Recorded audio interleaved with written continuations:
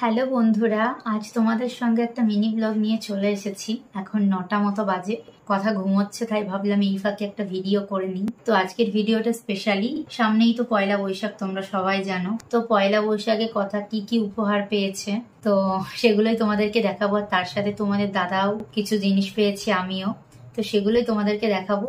তো তার আগে ইউটিউবের এক বোন আমাকে একটা কমেন্ট করেছে, তো কমেন্টে কিছু জিনিস জানতে চেয়েছে, খুব রিকোয়েস্ট করেছে। তো সেই কমেন্টটা চলো তোমাদেরকে পড়ে শোনাই, আর তার উত্তরও আমি তোমাদেরকে দেব। বোনটার নাম হচ্ছে সুমিতা সাহা। তো বোনটা কমেন্ট করেছে, আমি নিয়মিত তোমার ব্লগ দেখি। আমার মেয়ে হয়েছে 25 ডিসেম্বর, সানভিউ নার্সিং হোমে ডক্টর স্বদেশ গড়াইয়ের হাতে। তোমার কথাও সেম। আমার কোশ্চেন হলো, তুমি কি তোমার বেবিকে এই গরমে এসি দিচ্ছ? প্লিজ জানাও, তাহলে আমিও আমার বেবিকে দেব। এই গরমে তুমি তোমার বেবিকে কিভাবে রাখছো, এটা নিয়ে একটা ভিডিও দাও। আমার বাড়ি শক্তিনগর।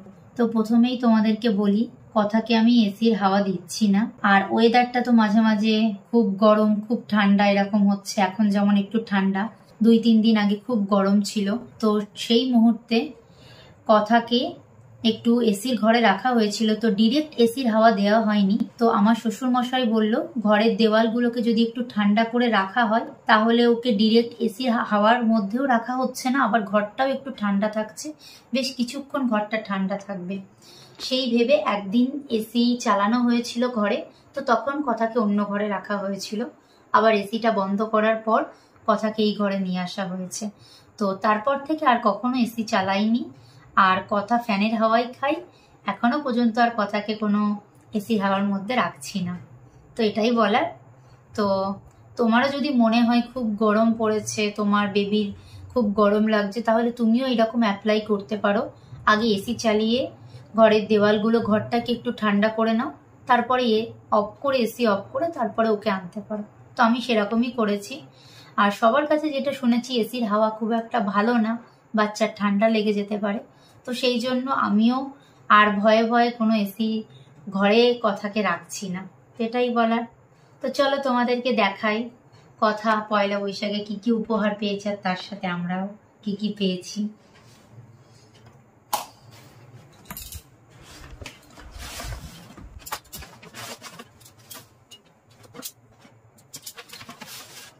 কথার ড্রেসের সাথে আমার ড্রেসও দেখাবো। হ্যাঁ, সবার কি কি উপহার পেয়েছি। এই যে প্রথমেই কথার ড্রেস দেখাই।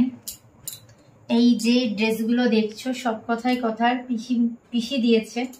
তো এই যে এবার সব থেকে কথার ড্রেসই বেশি হয়েছে, প্রচুর। খুব সুন্দর ড্রেসগুলো, এগুলো গরমের। হ্যাঁ, ছাপাগুলো খুব সুন্দর, দারুণ ছাপা। এই যে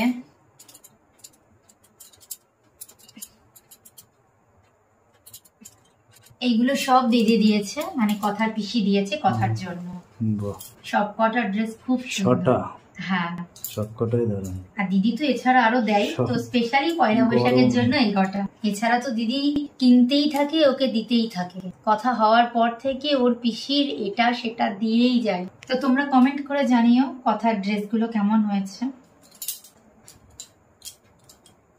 এই যে এইবার আসি তোমাদের দাদার জিনিস। তো এই যে একটা গেঞ্জি,